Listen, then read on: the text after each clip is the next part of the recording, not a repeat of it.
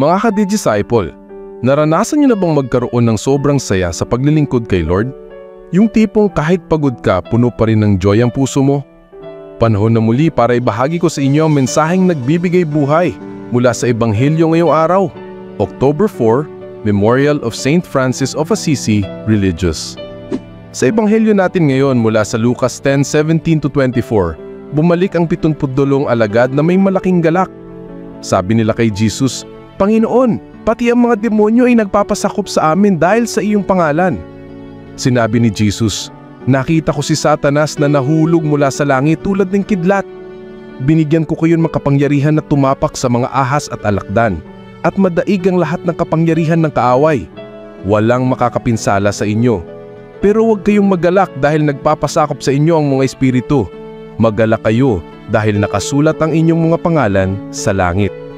Pagkatapos nito, naggalak si Jesus sa Espiritu Santo at pinuri ang Ama, sapagkat ang mga hiwaga ng kaharian ay hindi ibinunyag sa marurunong, kundi sa mga maluliit. At sinabi niya sa mga alagad, "Mapalad ang mga matang nakakakita sa inyong nakikita."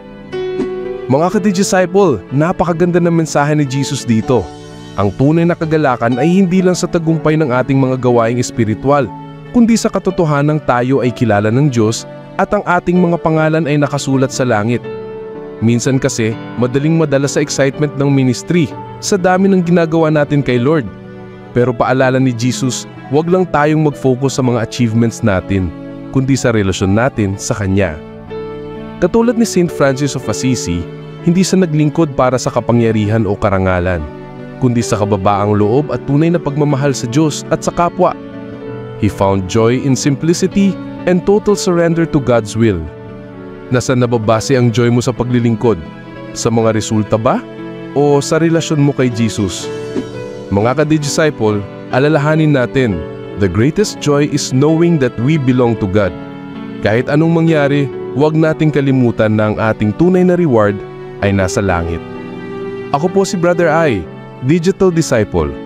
God bless.